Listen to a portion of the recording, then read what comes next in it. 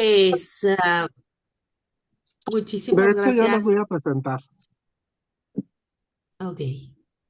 Perdón. Hola, buenas tardes. Muchas gracias a quienes nos acompañan aquí en esta reunión Zoom y también muchas gracias a quienes nos verán en diferido, porque ahora es hora de la comida en México, que siempre es una hora un poco muy difícil para los espectadores de todas partes. Hoy nos acompañan dos personas que nos van a dar una plática. El primero es el doctor César Sayas, César Octavio Moreno Sayas, director general de Ópera en Movimiento, ACE, organización que se dedica a la producción, investigación y distribución de contenido cultural y artístico. Trabaja en la coordinación de proyectos artísticos y académicos, así como en las cooperaciones interinstitucionales como la que se tiene con Ópera WAP. Adicionalmente, el doctor Sayas es miembro de la Junta Académica del Diplomado de Ópera Mexicana de Fundación Arte contra la Violencia, que dirige la doctora Enid Negrete. Ha producido el estreno latinoamericano de Achí Galatea e Polifemo de Händel, así como el estreno mundial de Eugenia, ópera de Armando Ortega Carrillo. Además de lo anterior, ha colaborado como ponente, crítico, ensayista o docente en instituciones y medios como ProOpera, Opera Wire, Mexican Culture Center, Universidad Anáhuac Norte, Academia Sibelius, Universidad de Nottingham, entre muchas otras. Y por supuesto, nuestra querida invitada, la doctora Enid Negrete, que nos acompaña desde Barcelona. Ella es doctora en artes escénicas por la Universidad Autónoma de Barcelona, productora, directora de escena, profesora e investigadora dedicada a la ópera. Fue la investigadora encargada del rescate de los archivos históricos de los dos teatros principales de España, el Teatro Real de Madrid y el Gran Teatro del Liceu de Barcelona. Ha colaborado en más de 50 producciones de ópera, teatro y danza en España, México, United Kingdom, Francia, Hungría, Italia y Latinoamérica. Es jefa de la sección de ópera de la revista iberoamericana Las Nueve Musas y crítica de espectáculos en racumana.cat. Fue articulista sobre ópera mexicana en ProÓpera de México y Mexicana de Arte, A de Teatro, Opus Música y otras publicaciones nacionales y extranjeras. Presidenta de la Fundación Arte contra Violencia y directora del estudio y catalogación del archivo Joan Tomàs del MAE, Centro de Documentación de las Artes Escénicas del Instituto del Teatro de Barcelona. Por supuesto, si quieren conocer mucho más sobre la producción académica y escénica de la doctora Enid, pueden comunicarse directamente con ella y ver sus redes. Muchas gracias. Somos Ópera en Movimiento. Emanuel Paul, un servidor. Adelante.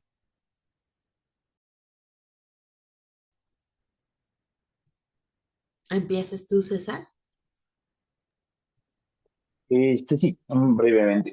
Bueno, como les comentó el doctor Paul, aquí estamos con la doctora Enid Negrete, que es una gran colaboradora, una gran amiga que ya conocemos desde hace muchísimos años y con la cual pues, nos hemos abierto una gran cantidad de información y de investigación que se han ido dando. Lo interesante del trabajo de ella es el trabajo de archivo que ha hecho tanto en México como en el extranjero, donde ha encontrado archivos mexicanos, como es el que publicamos recientemente, un trabajo de ella, que es sobre el archivo Joan Tomás, un archivo de arte mexicano que se encuentra en Barcelona. Esto va muy bien al tema que estamos trabajando esta semana, que es el rescate, organización, catalogación y digitalización de archivos, ya que ella tiene una gran experiencia en los trabajos de archivo, tanto en México, con todas las problemáticas burocráticas, logísticas existentes, como los trabajos de archivos dentro de Europa. Nos puede comentar acerca de todos los pros y contras en ambos lados del Atlántico, y la riqueza y necesidad y urgencia de muchas veces trabajar estos archivos. Pero ya para la Gracias, muchas gracias por la invitación.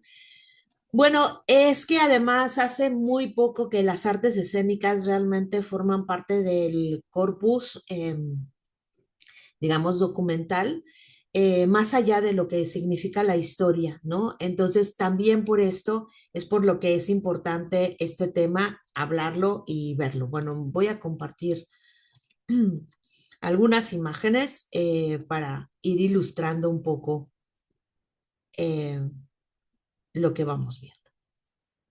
Em, ¿Lo ven bien? Sí, ¿Sí? Sí, Ok. Un segundo. Esto tendría que estar en otro lugar. Ay, no se puede. Bueno, vamos a comenzar por la idea de si realmente estamos hablando de un arte efímero o no. Porque a final de cuentas, yo creo que la experiencia artística, la experiencia de creación, la experiencia misma de ver ópera no puede ser efímera. Y no lo es porque empieza a transformarnos, empieza a enriquecernos, empieza a nutrirnos.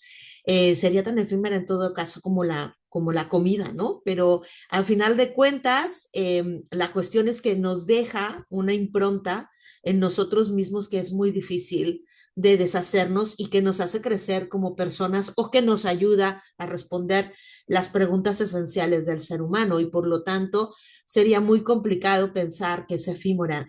Yo creo que de hecho vive en nuestra memoria a lo largo de muchísimos años, ¿no?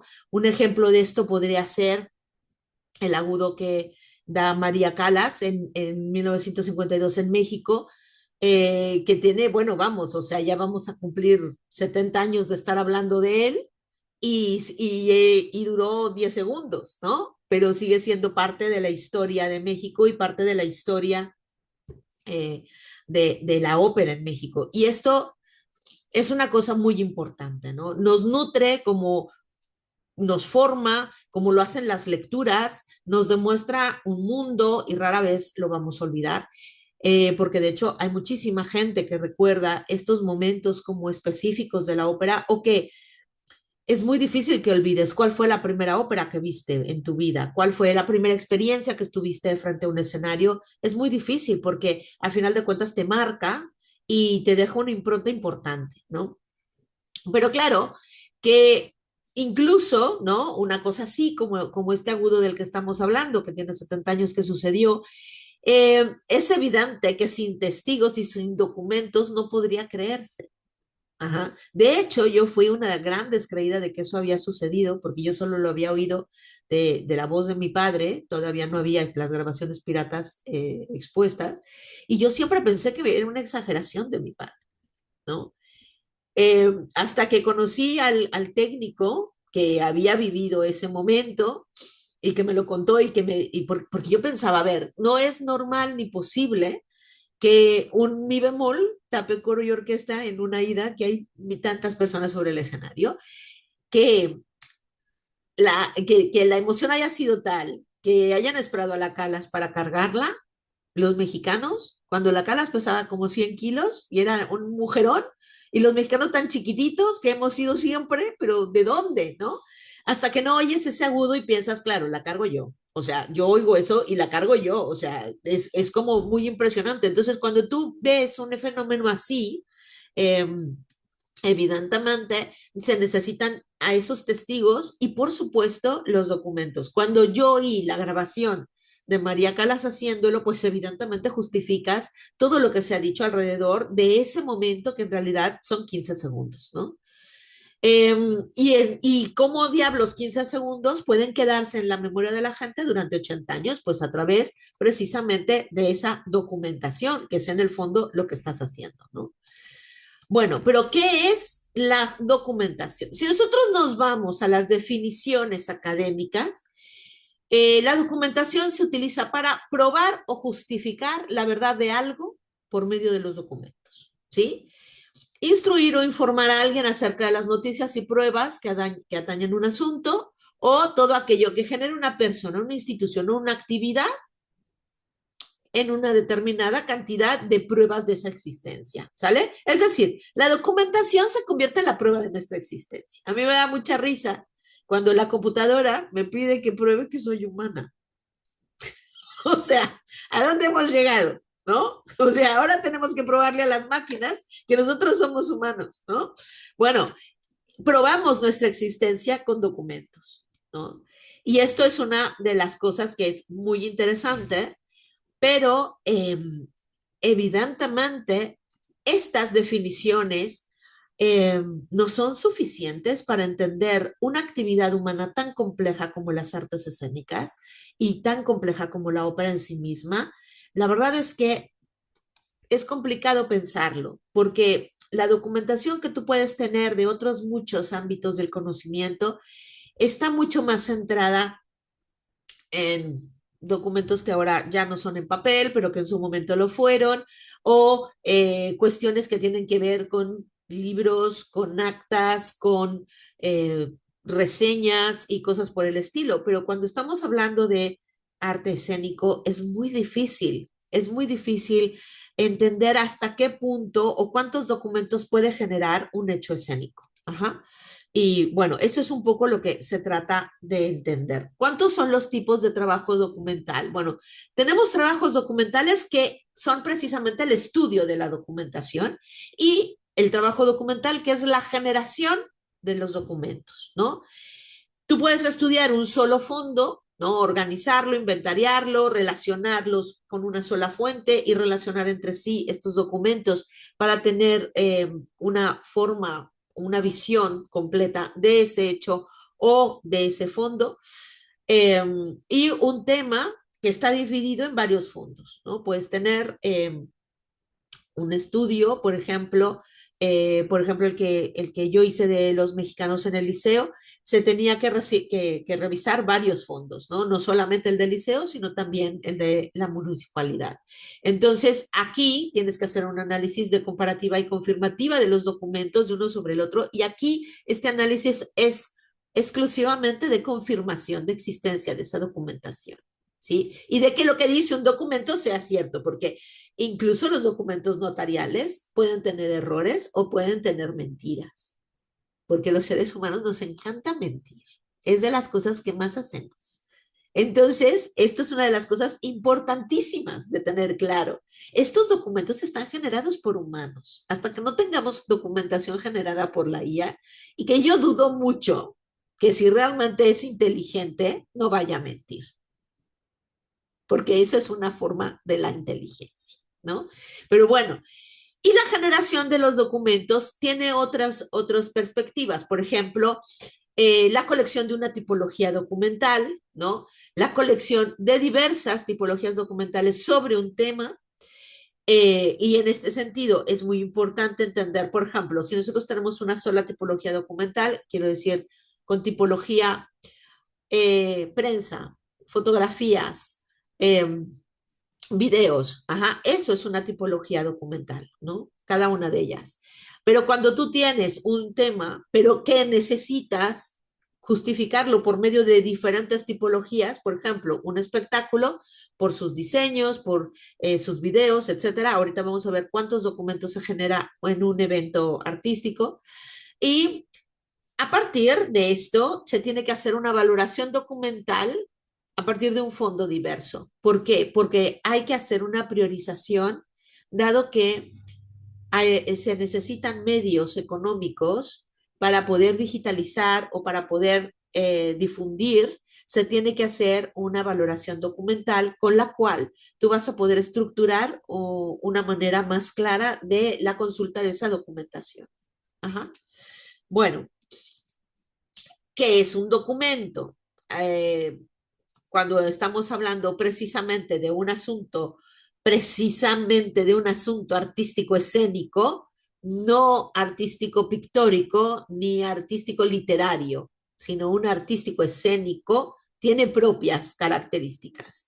Todos estos documentos que ustedes ven aquí, todos estos nombres son formas de documentación del hecho artístico, de un solo hecho artístico.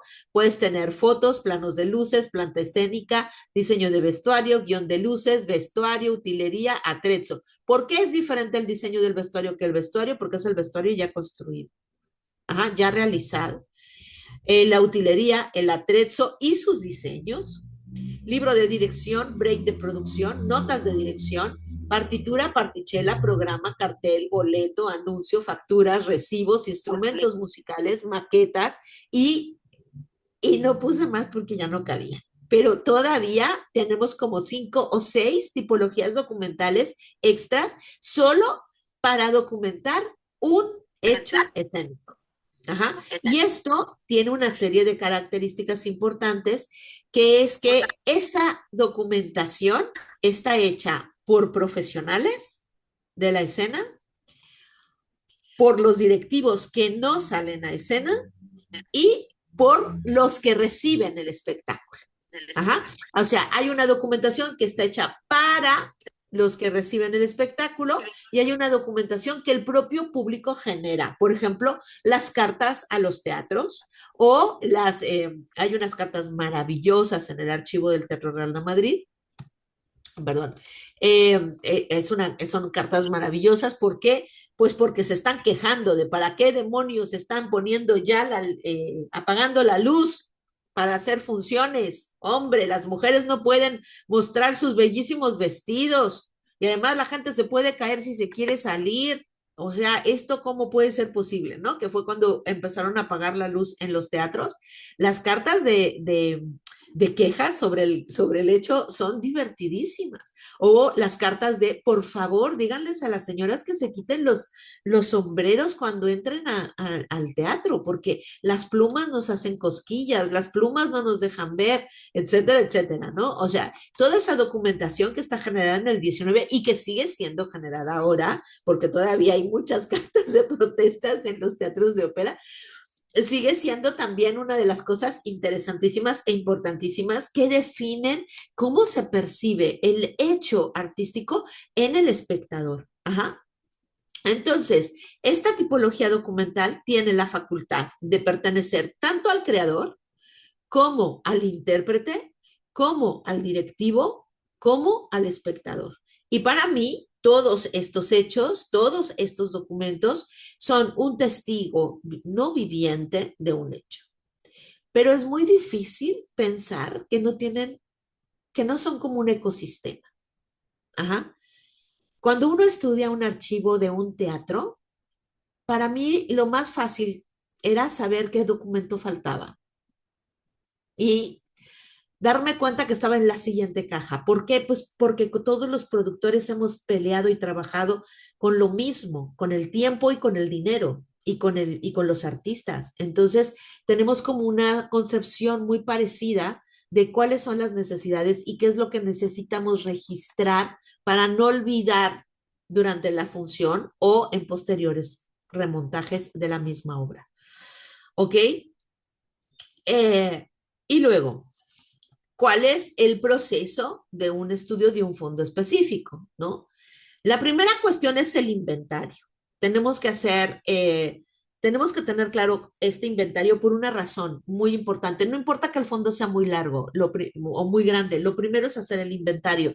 ¿Por qué? Porque sin él podemos tener pérdidas y porque además el inventario nos tiene que dar cuenta del estado de conservación del archivo, aparte de saber si es completo, parcial o simplemente de visión sesgada.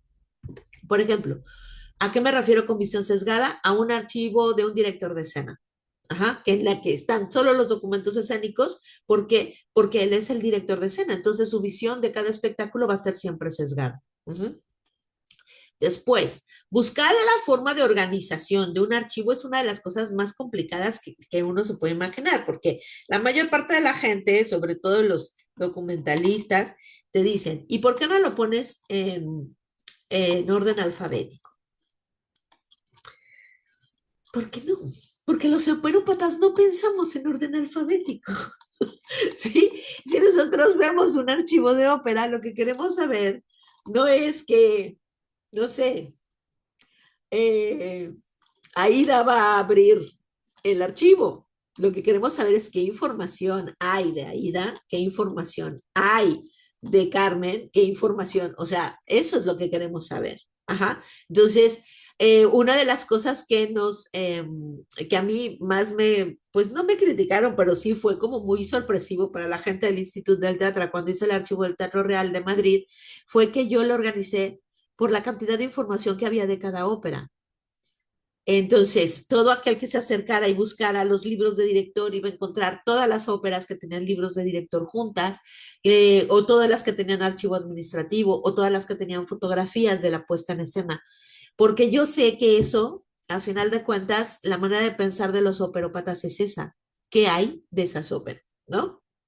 Entonces, hay muchas veces que se responden esas preguntas a partir de esta propuesta de organización. ¿Para qué público está dirigido este archivo o este fondo? ¿Qué es lo que ese público va a buscar como prioritario?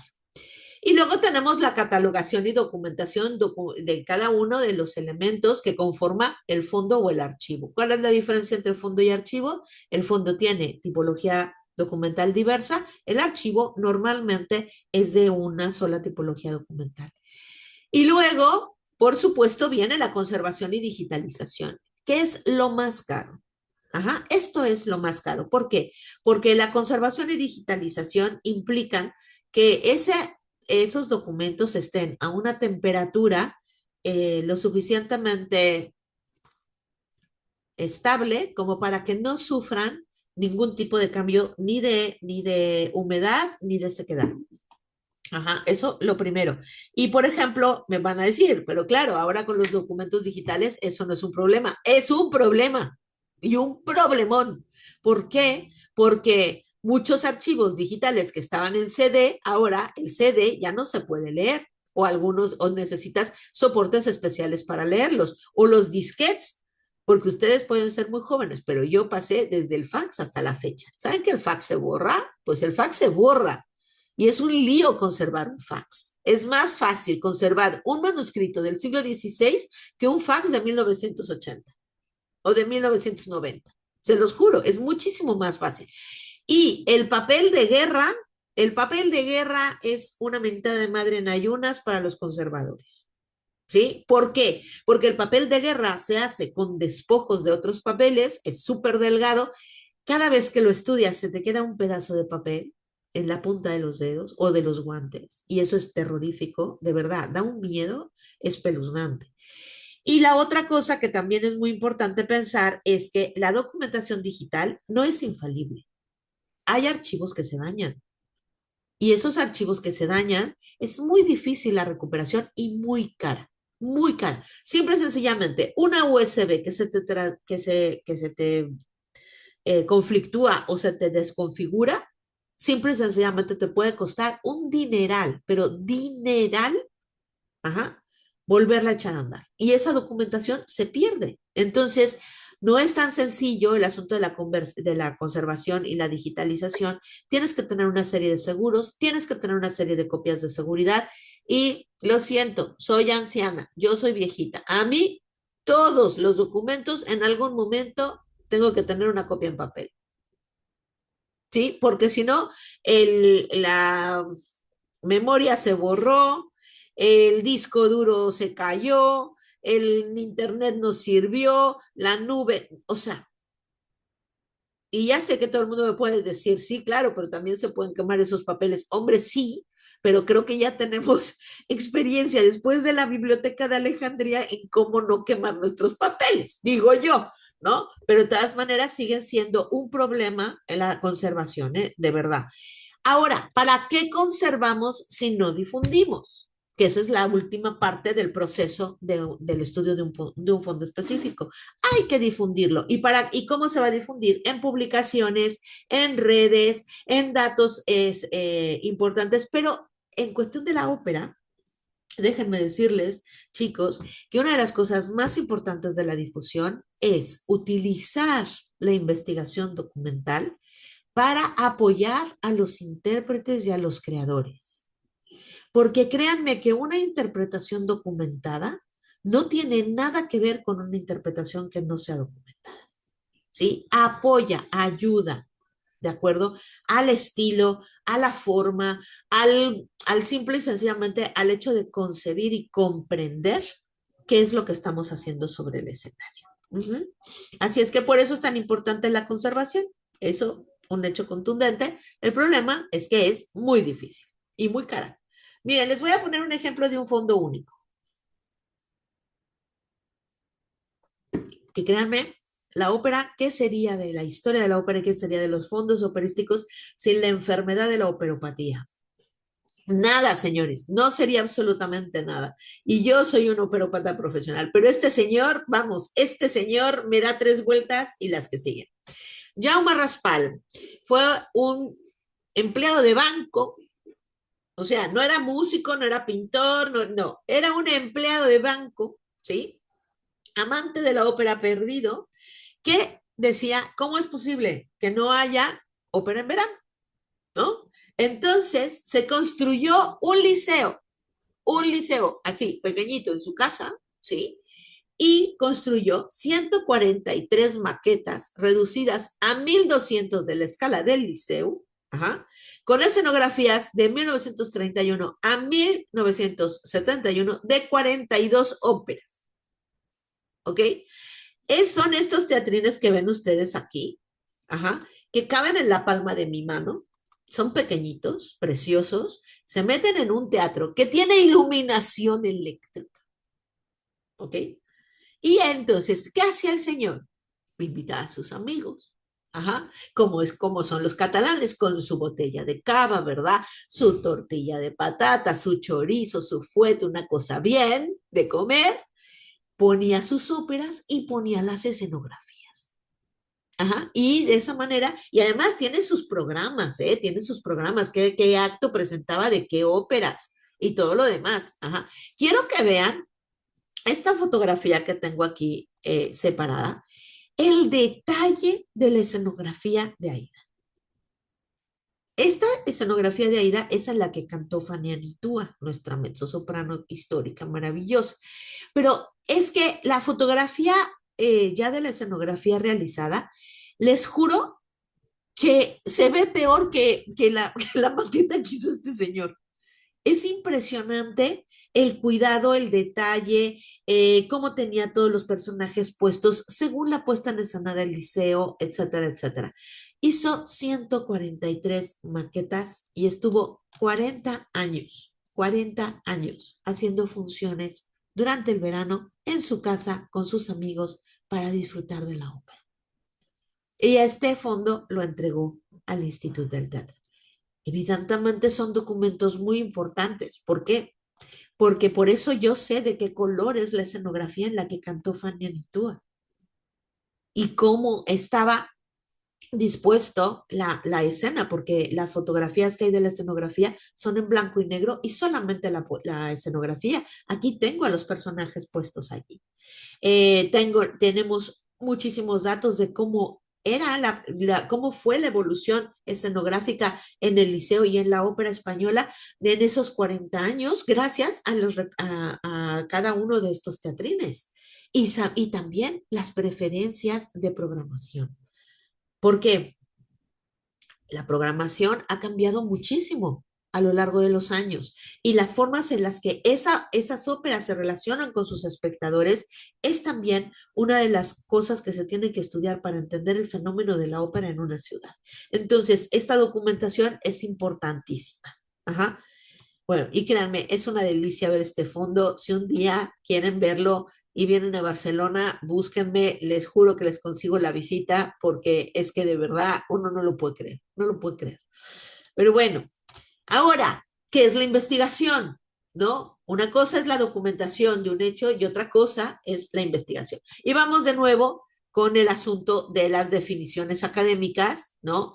Es el acto de llevar a cabo estrategias para descubrir algo, un conjunto de actividades de índole intelectual y experimental de carácter sistemático con la intención de incrementar los conocimientos sobre un determinado asunto. Ajá. Sinceramente, a mí ninguna de estas me define realmente lo que es la investigación, ¿sí? Para mí la investigación es entrar en contacto con mundos que ya no existen, pero que sin embargo todavía nos influencian y todavía nos dejan una gran cantidad de conocimiento para nuestro trabajo en la actualidad, en la ópera de este momento. Ajá. La investigación para mí está relacionada con la posibilidad de comprender el funcionamiento de la ópera en diversas sociedades, pero también en la manera en la que nosotros podemos hacerla funcionar en nuestra sociedad actual y cómo nos explicamos como seres humanos a través de ella, pero también cómo podemos explicar a los seres humanos de nuestro tiempo de otra forma. Nos enseña a pensar de otra manera. Y esto es una de las cosas más interesantes de la investigación y por lo que se puede volver tan apasionante. La mayor parte de la gente cree que los académicos somos seres fríos, tranquilos, tranquilos, decentes, ¿no? Como pensantes, ¿no? Ustedes no tienen idea de la cantidad de pasiones que despierta un archivo, ¿sí? No tienen, o sea, y de las pasiones buenas y malas, quiero decir, pasiones por los que la gente dice, doy mi vida por esto y me da exactamente igual lo que se tenga que hacer. Este archivo se tiene que conocer. De la misma manera que pasiones terroríficas de gente que roba archivos y se los queda. ¿Por qué? Porque no puede con eso, ¿sale? Que esos son como, bueno, todo tiene bueno, tiene muchas, ¿no? Aristas, y eso es una de las cosas terroríficas, porque llegan a robarse las cosas que le pertenecen a la humanidad, o a una nación, o a una ciudad, ¿no? Y esto es una cosa terrorífica, pero sucede muchísimo. Bueno, el investigador escénico y el musicólogo, a diferencia del documentalista, a diferencia de quien trabaja solamente con la documentación, tiene no nada más que agrupar, conservar y difundir los datos de los documentos, sino que es indispensable que los analice, que obtenga conclusiones que aporten nuevas visiones sobre un hecho o bien lo desvelen. ¿Sí? Esa es la diferencia entre que tú seas un coleccionista, entre que tú seas una persona específicamente recolector de datos, ajá, porque las bases de datos son importantísimas. No es que un trabajo sea más importante que el otro, pero la base de datos sin análisis es solamente datos. Ajá. Y son muy importantes, pero el análisis es el que da la posibilidad de generar un conocimiento, de generar un punto de vista, de generar algo diferente. Ajá. Y eso es lo que hace el investigador escénico y el musicólogo con respecto a la documentación escénica. ¿Sí? Eso es lo que precisamente cambia la postura entre un organizador de datos y un investigador. Ajá, son cosas completamente diferentes y ambos talentos son muy importantes. Ambos talentos no pueden vivir uno sin el otro, de hecho. Uh-huh. ¿Ok? Aunque hay personas que hacen ambas cosas, la verdad es que no pueden vivir uno sin el otro. ¿Ok? El proceso del trabajo de la investigación te pide tres cosas, o por lo menos eso es lo que dicen aquí en España. Yo nunca he investigado, bueno, sí en el CENIDIM, pero allí no dicen nada. Este, digamos que siempre lo que te piden en tus trabajos es que sea sistemático, organizado y objetivo.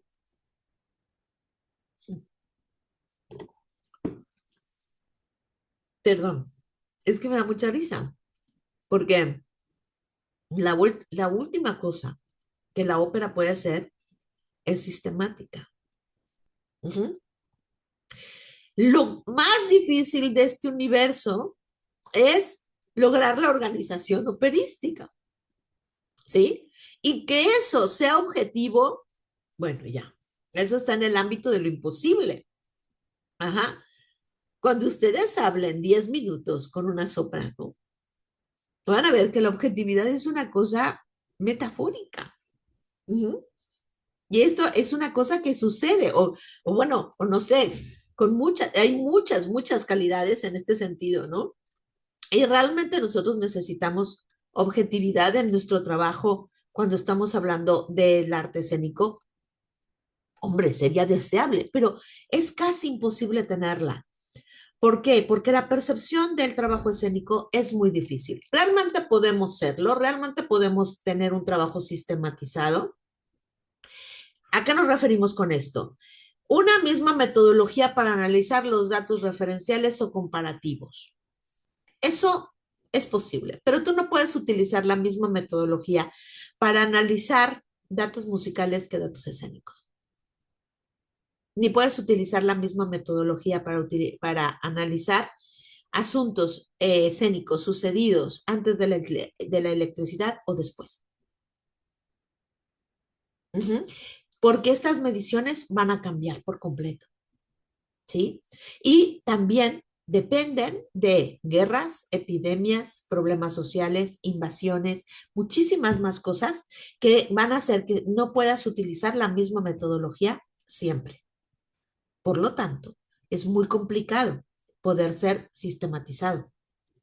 Y claro, todo el mundo dice, bueno, pero ahí más o menos. Miren, en el ahí más o menos nos podemos llevar una cantidad enorme, ¿sí? De diferencias. Ajá. Y luego, usar los datos de manera simétrica. También esto es muy cuestionable cuando estás hablando de cuestiones escénicas y de cuestiones musicales y de cuestiones vocales. Bueno, ya, ni les cuento, ¿sí? Y cumplir normativas internacionales. Esto sí que es muy importante. Hay una normativa internacional que hace que todo el mundo que hace ópera en el universo conocido, ajá, siga las formas posibles de creación, producción y representación. A veces, ¿sí? Porque tenemos muchas formas de hacer ópera. Ajá. Y por ejemplo, mientras todo el mundo está organizado en teatros de repertorio y teatros de temporada, la Ciudad de México tiene una temporada de ópera aleatoria.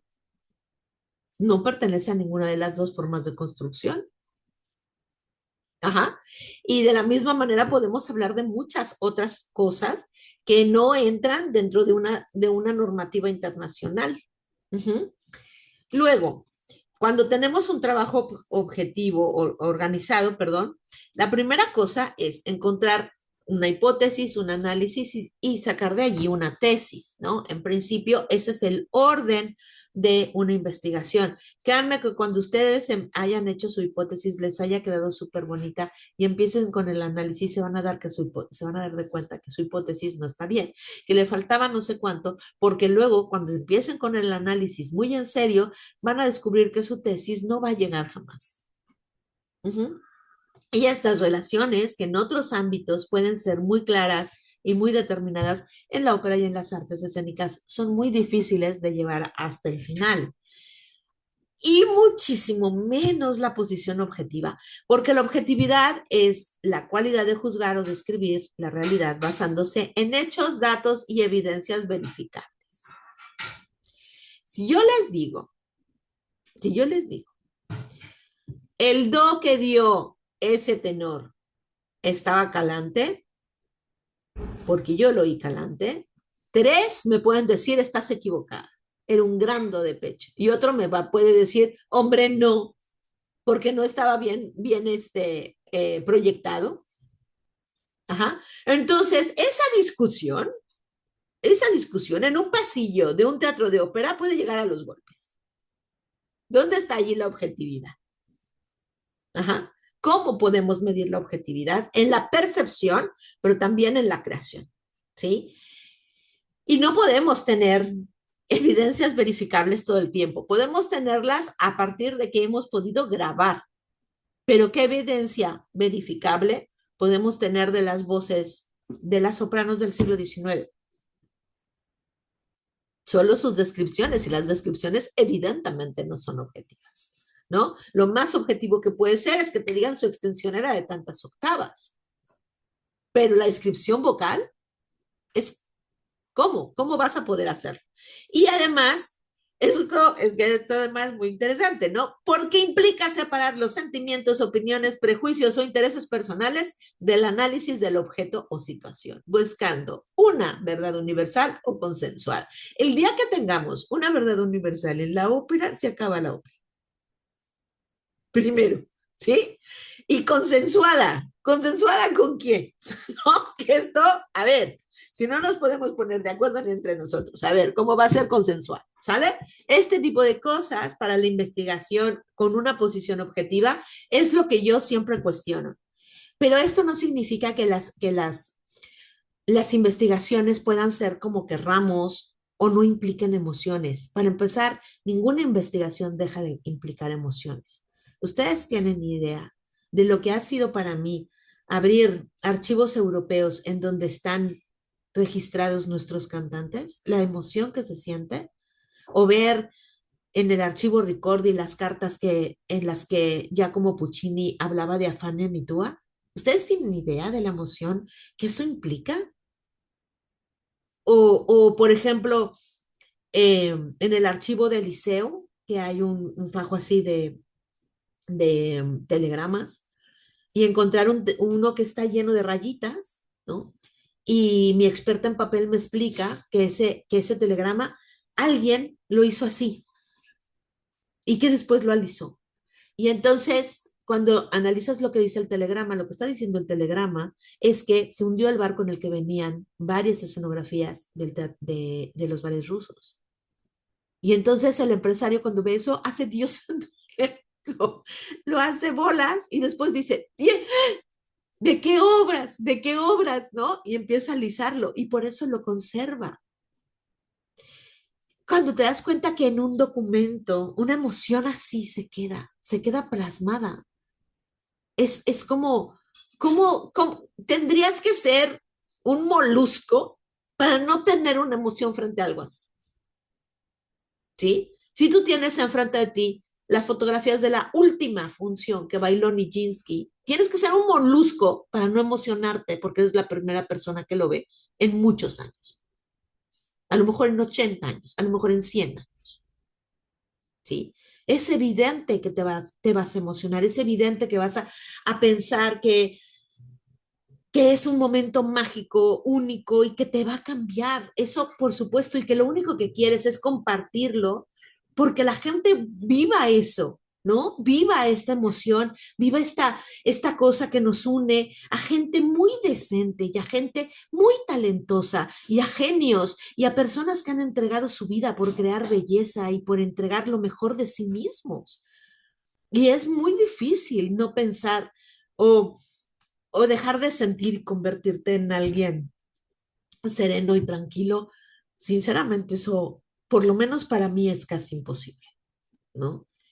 Pero bueno, en fin, yo creo que cada visión de un investigador, cada una de sus emociones frente a esos documentos o frente a los temas que trata e investiga, rescata, valora, ama, entrega a otros, sinceramente yo creo que tiene una dimensión ética y que se convierte en algo holístico en el sentido de que es intelectual y al mismo tiempo emocional y que trasciende siempre la recopilación de datos nada más o de datos técnicos para crear una perspectiva propia y para crear algo que el conocimiento humano sí se tendría que no ser solo exacto, ¿sí? Porque no estamos hablando de conocimiento científico nada más. Estamos hablando de conocimiento humano, de conocimiento emocional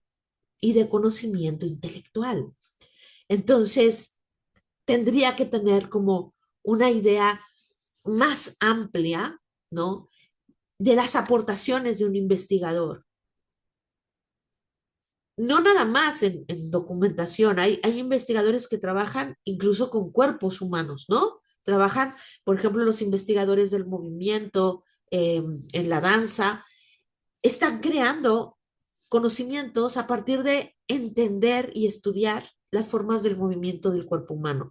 Y estas cosas son realmente importantísimas para entendernos y para saber quiénes somos y cómo lo trabajamos, ¿no?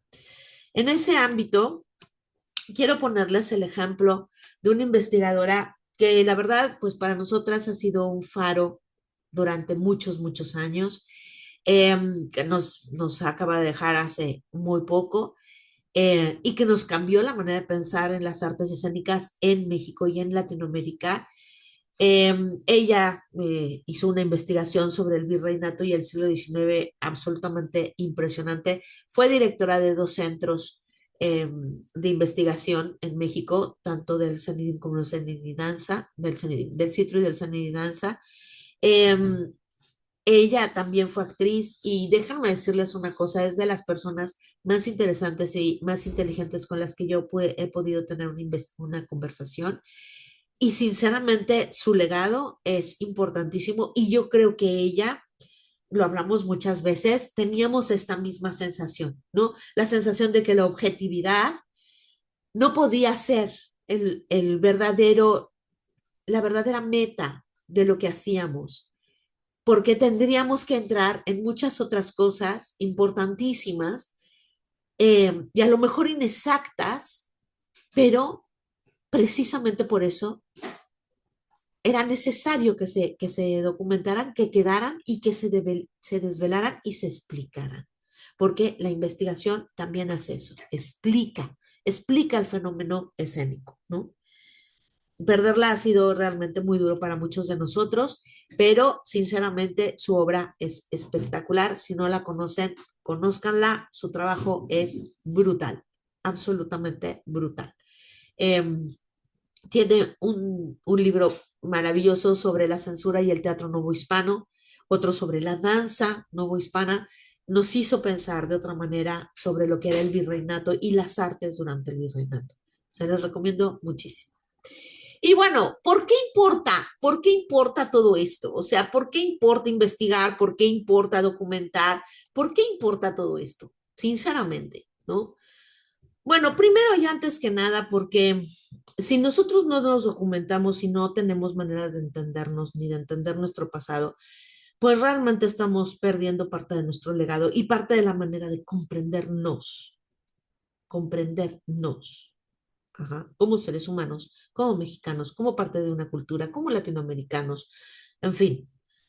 Pero además hay una enorme crueldad en el olvido del trabajo de nuestras mujeres, en el olvido del trabajo de nuestras artistas, en el olvido de nuestros espacios, en el olvido de los teatros que hemos perdido, de las partituras que hemos perdido.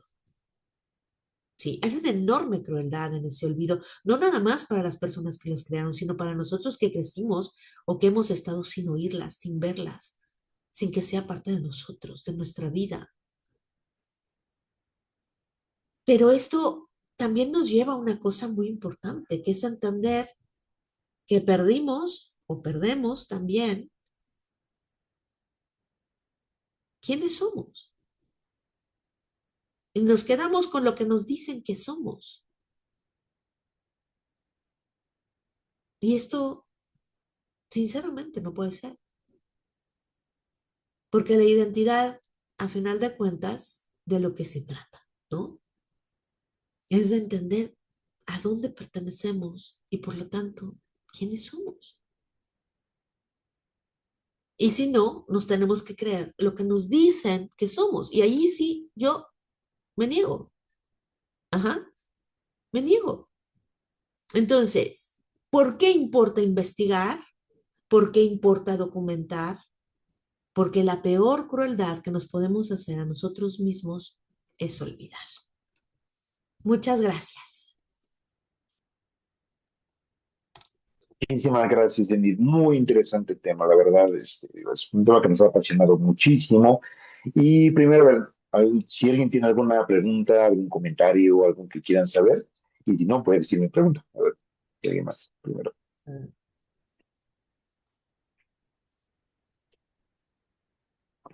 ¿No está bien? Yo sí tengo una duda.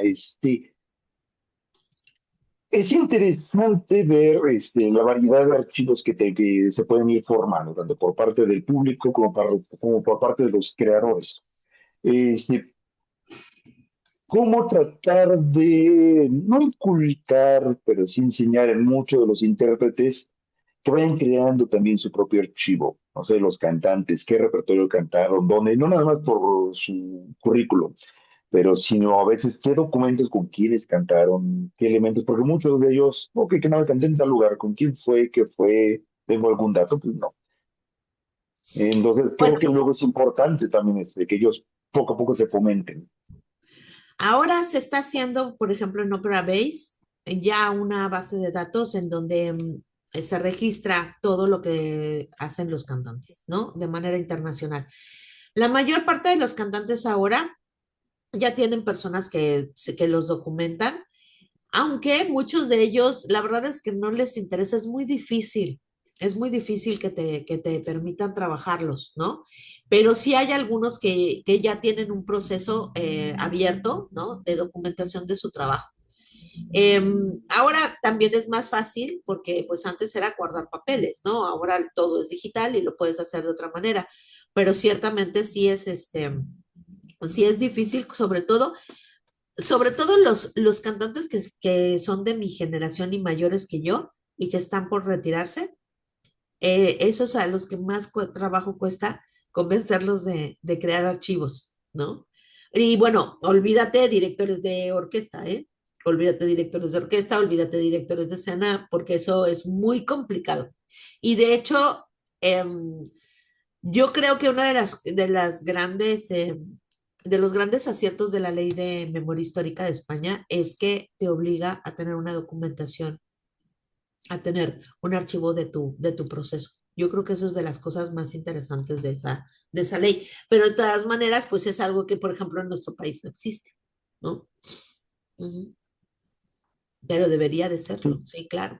Sí, pero es muy sí, difícil, es no, difícil. es muy complicado realmente que, bueno, pero también alguien que quiere centrarse en su trabajo, los estudios y demás, y de repente además, bueno, también tienes que ver, tienes que documentar de eso. Ujú. Entonces, digo, y además ahorita que mucha gente pues, no escribe tantísimo, entonces digo, antes las memorias que se publicaban, pues nos daban ciertas ideas, problemas objetivos y demás, pero sí teníamos una idea, ok, esa persona hizo un viaje pues a Michoacán, por ejemplo, cuando la Tetrazzini viajó a Michoacán y nos cuenta sus anécdotas, por ahí descubrimos algunas cosas.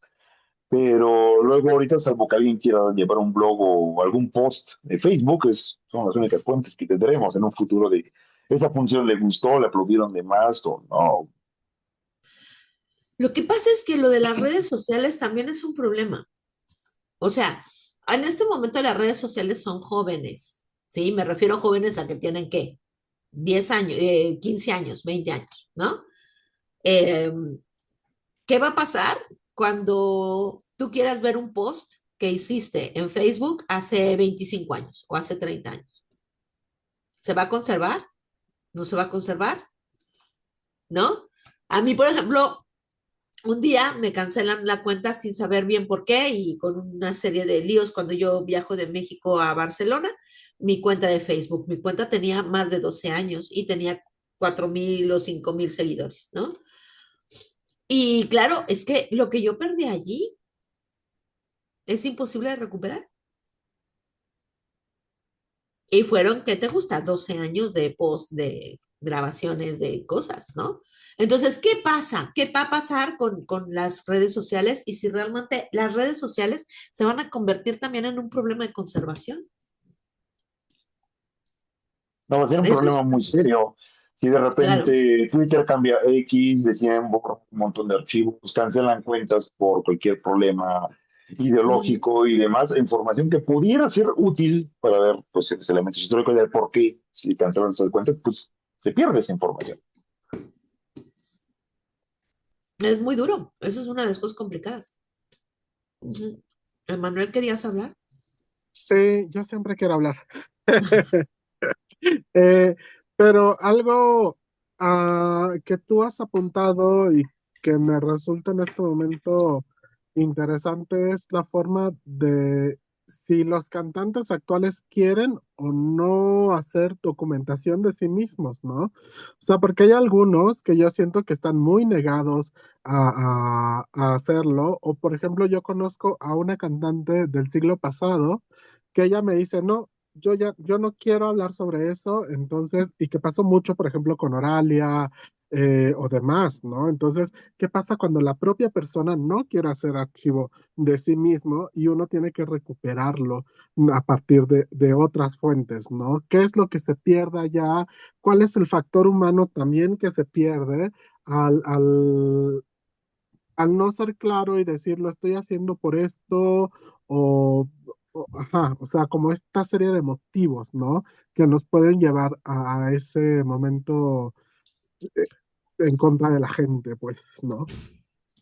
Tú tocaste un tema que es muy duro, que es muy, muy duro, que es el de Oralia, porque ella pidió que se destruyera su archivo. ¿no? O sea, por más que se buscó y se contactó con la familia y la familia, de hecho, ya no tenía casi contacto con ella. Y ella quiso que se destruyera. Se ha podido recuperar un poco a partir de lo que se tiene en la Scala de Milán y en los teatros que ella cantó, pero es evidente que hay cosas que deben de haberse desaparecido en ese convento de Milán de una manera, pues, absurda, ¿sabes? O sea, yo lo único que quería era que me dejaran fotografiarlo, pero fue imposible, ¿no? O sea, el día que yo ya había comprado mi boleto de avión, ya lo habían quemado. Entonces, estas cosas son como muy complicadas, pero también aquí había un factor de mucha tristeza, había un factor de mucho rencor con un país que la había olvidado y con un país que ella recordaba como que la había tratado mal. Entonces, yo creo que en ese sentido hay una cuestión emocional que a mí me duele horriblemente. O sea, yo lo comenté alguna vez en el diplomado de ópera mexicana, ¿no? Yo estoy por hacer una sesión de Ouija, a hablarle a Oralia y decirle, Reina, no, te quisimos mucho, te admiramos mucho, de verdad, porque me parece tristísimo que una mujer que cantó como ella, que cantó donde ella cantó y con quien ella cantó, se le olvide. ¿No? Por eso hablaba de la crueldad del olvido, ¿no?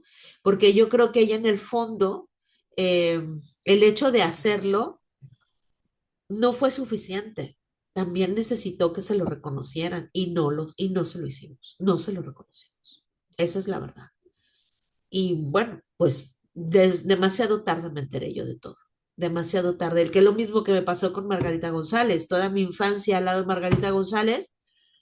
Pero claro, yo no era investigadora a los 15 años, ¿no? Entonces, también pierdes un montón de cosas. Y bueno, si no puede uno conservarlas de su propia familia, si no puede uno conservarlas de uno mismo, ¿no? Si te cuesta tantísimo trabajo y tienes que estar allí lidiando, con problemas familiares antes de que nacieras, ¿no? Imagínate con cosas que ya están más, más cercanas pues, a los teatros y a instituciones, ¿no? Pero sí, yo creo que para mí de los dolores que yo me voy a llevar a la vida, va a ser, digo, a la tumba, va a ser ese, el de no haber podido rescatar o fotografiar al menos el archivo de Oralia, de haber llegado tarde. Y otra cuestión que también hay que traer mucha colación es que nosotros como entre generaciones perdimos la cuestión física del archivo, ¿no? O sea, esta cuestión de que ahora todo sea virtual, pero justo con la virtualidad, entre que se te imanta el USB, que se te golpeó un poquito memoria externa y demás, y ya perdiste los archivos, ¿no? Entonces, eso es como un gran problema. De hecho, hace poco salió un artículo en un periódico español en el cual se decía que somos una generación, la del 80 y algo, que es cuando yo nací, que justo perdimos la memoria por lo mismo, por no querer tener fotos físicas y demás, ¿no? Entonces, pues sí, parte de nuestra adolescencia, parte de nuestra adultez se ha perdido entre los cambios de los celulares y la pérdida de los archivos digitales. Sí y no, no exageremos tampoco, porque también antes se perdían un montón de fotografías y se perdían un montón de cosas porque, ay, el álbum se lo quedó tu tía, no es cierto, tu tía no, se lo llevó, no es cierto, le fue la otra y se perdían. Y las cosas físicas también se perdían. Y yo creo que en ese sentido tenemos más opciones ahora de recuperarlas que entonces, ¿eh? Eso también es cierto. Pero por otra parte tienes toda la razón. O sea, ¿qué pasa en el momento en el que hay un apagón en Barcelona de 10 horas? Te jalas los pelos, te los jalas. Los que te depilas también te los jalas. Ajá. ¿Por qué? Porque dices, Dios santo, que se haya hecho la copia antes de que viniera el apagón. ¿Sí? Dios mío, y son 10 horas más, porque te vas a aventar 24 hasta que regreses al centro y veas que realmente se hizo la copia con el corazón en un puño, ¿sí? Y ese tipo de cosas son muy complicadas. Claro, evidentemente confías en que hay toda una infraestructura, ¿no? Que no es lo mismo en otros países, hay una infraestructura en la cual pues sí se hacen copias de una manera constante, cotidiana, etcétera, etcétera, pero da un pánico, pero pánico, ¿eh? Es de las cosas que más complicado, que más complejo puede ser, ¿no? Y por cualquier cosa, por el apagón de la luz, por un fallo sistemático, por un fallo en Internet. Pero es que te pasa con la maldita aplicación del banco. No hay internet y no te pasa la maldita tarjeta y tú así, pero si allí hay dinero, yo lo sé, hay dinero, tengo testigos de que tengo dinero, pero no pasa la maldita tarjeta, ¿no? Y esto es una cosa que pues con el tiempo van a tener que solucionar porque a final de cuentas tú puedes tener una nube y puedes tener una USB y puedes tener un CD, pero ya no hay soportes que tengan las tres cosas, por ejemplo. Uh -huh. Entonces, claro, todos los CDs, ¿dónde los vas a leer? ¿No? Todo el mundo me dice que soy una coda porque no quiero cambiar mi computadora de hace 10 años, esta por la que me están viendo, ¿no? Pero es que esta tiene para leer CDs, ¿no? Entonces, claro, o sea, lo siento con el corazón, pero hasta que a mí no me den una cosa para poder leer los CDs, no puedo, ¿sí? Porque hay una gran parte de la información de mi trabajo de investigadora que está en CDs, porque eso era lo más moderno en ese momento, ¿sí? Y además, esto es bien interesante, porque lo más moderno en ese momento, cuando uno ve los archivos del siglo XIX, te mueres de risa. Lo más moderno en ese momento era fotografiar, ¿no? Todos fotografiaban los recibos, fotografiaban todo. Y resulta que ahora es un lío conservarlo, ¿no? Que si lo hubieran nada más dibujado, se conservaría más, porque claro, la albúmina, ¿sí? Del siglo XIX, pues se borra más fácil, ¿no? Entonces, los tenemos que digitalizar para conservar la imagen y es muy chistoso porque cuando lo digitalizas, muchas veces aparecen las imágenes verdaderas. Yo me acuerdo de una fotografía casi toda amarilla, porque ya estaba muy quemada por la albúmina, y cuando la digitalizaron, apareció el buque fantasma. Era precisamente un buque fantasma, ¿no? O sea, se había convertido en eso, ¿no? Entonces, esto es una cosa muy importante también, entender que a veces lo más moderno que tienes en ese momento es lo más frágil y es lo que va a tener más problemas de conservación en un futuro. Uh -huh. Sí, a mí me llamó mucho la atención cuando estábamos con lo de la British Library, al menos dos cosas. Uno, que no guardáramos las cosas en JPG Uh o -huh. cualquier de esos formatos, sino que fueran en formato TIFF, que nos está comentando y nos comentaron también ellos, porque es más estable. A la hora de ir cambiando es más estable que otros que sí se van dañando más con PDF o un JPG. Y la otra es de que el disco duro estuviera con varias copias. Una se queda con ellos, otra se queda con el dueño del archivo, que con Paul, y la otra que se quede con nosotros. De esa forma, si por cualquier cosa, no sé, la British Library se incendia y ese disco duro desaparece, tenemos otros dos y Eso es viceversa. es un gran asunto. Ahora, el formato TIFF, sí es cierto, es el más establecido, pero Está ocupa más pesadísimo. espacio vamos, o sea, cada imagen te pesa el triple en formato TIFF, ¿no? Entonces, eso también es un santo lío y además se tarda más en digitalizar. Claro, si tú tienes un archivo que te gusta, 2000 documentos, pues no pasa nada con el formato TIFF. No lo sientes, no sientes la diferencia. Pero si tú tienes un archivo de 100,000 documentos, el formato TIFF significa que ya estás muerto y sigues digitalizando, ¿sabes? O sea, porque te lleva un montón de tiempo, ¿no? Ajá. Entonces, esas cosas son como, es que pareciera que uno está hablando de cosas que son muy fáciles. Ay, pues vas y digitalizas. A ver, ustedes se han puesto a pensar lo que es digitalizar un cartel de afuera de un teatro, del 19, bueno, hagan no, del 20 para que vean que soy buena persona, ¿sí? Primero y antes que nada, muy probablemente ese cartel estuvo doblado. Uh -huh. Entonces, una persona enfrente de ti con una pinza, porque son súper delgaditos, tiene que respirar al mismo tiempo que tú y dar la vuelta a la hoja, ¿ok? Y luego respiramos igual y damos la vuelta a la hoja. Los carteles de los teatros aquí son gigantes, son de 2 metros. ¿Qué significa eso? Que a veces para abrir un cartel te llevas 40 minutos, 45 minutos. Y con una tensión del demonio, porque pobre de ti, si no respiras igual que la de enfrente y lo rasgas. Y entonces ese documento que vivió 100 años sin que nadie lo tocara, vas con tus manazas, ¿no? Y con tus tonteras y ahí con tus prisas y lo desgracias. Entonces, ese tipo de cosas, por ejemplo, ¿cómo las vas a digitalizar? Necesitas una foto aérea, ¿sí? Porque son gigantescos, entonces necesitas una foto aérea, necesitas que la luz le dé, necesitas que cuando tomes la foto no haya ninguna parte más oscura que otra, no haya ninguna sombra que tape letras.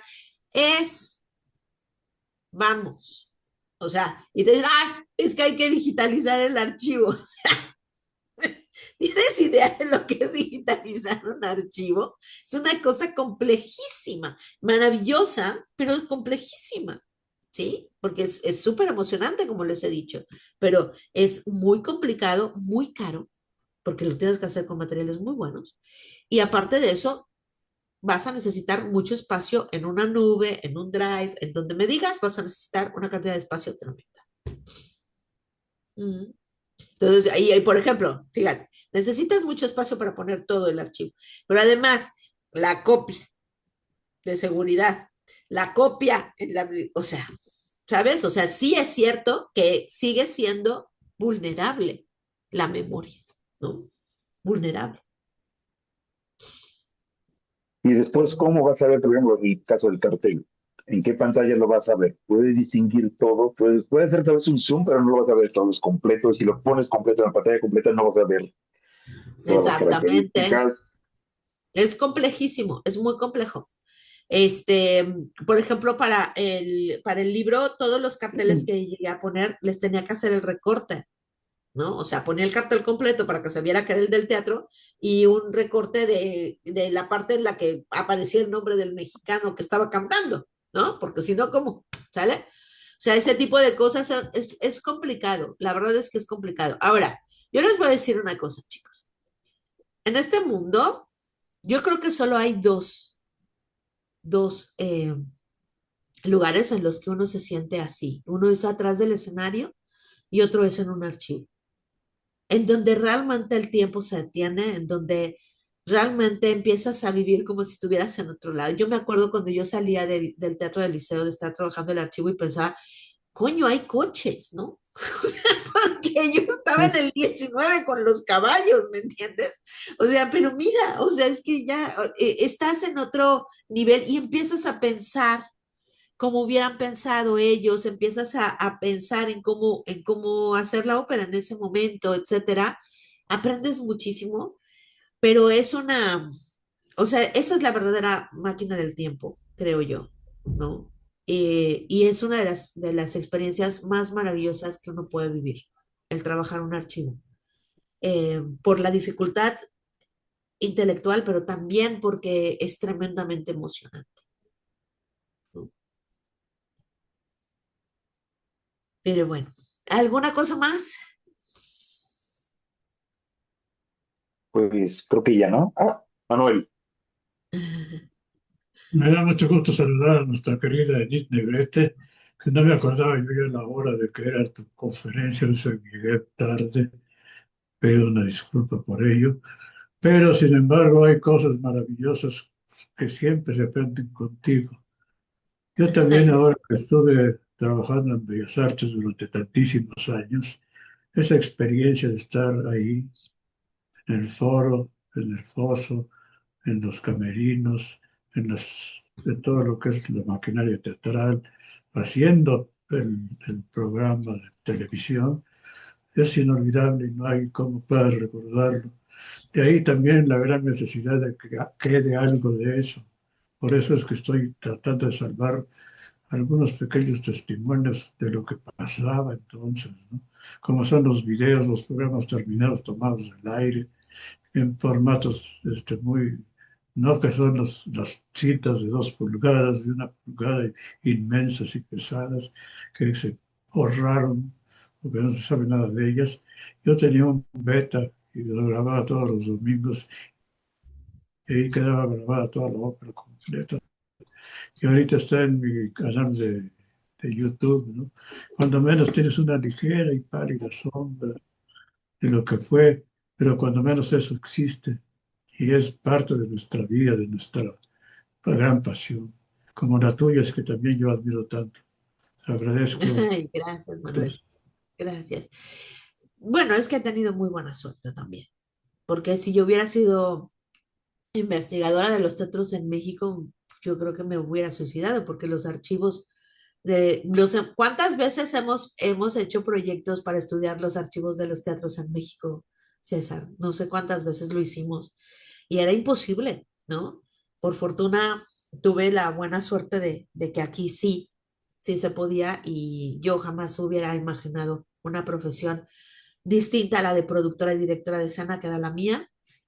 Y la verdad es que la investigación fue un gran encuentro, digamos, para mí, ¿no? Pero bueno, ok, ¿algo más? ¿Alguien más quiere comentar algo? ¿No? Pues muchísimas gracias y por favor, documenten todo lo que hagan. Documenten todo lo que hagan porque no sabe uno si en una de esas nos cae un meteorito y lo único que queda, ¿no? Es lo último que escribieron o lo último que subieron a Facebook o lo último que pusieron en un papel. Ojalá y El no, último meme. porque uno se dedica a publicar muchas cosas raras. Pero muchísimas gracias a todos los que nos acompañaron, a todos los que nos vayan a ver en retransmisión por las redes de Ópera en Movimiento. Muchísimas gracias, doctora Anit Negrete, por su plática, por su compañía, y estamos pendientes para la actividad que tenemos mañana con el investigador Francesco Milela. Él es mexicano, italo-mexicano, y ahora está trabajando actualmente en la Universidad Complutense, nada más y nada menos, y tendremos el gusto de tenerlo por aquí. Muchísimas gracias por todo, nos vemos luego. Muchas gracias, hasta luego. Gracias, gracias.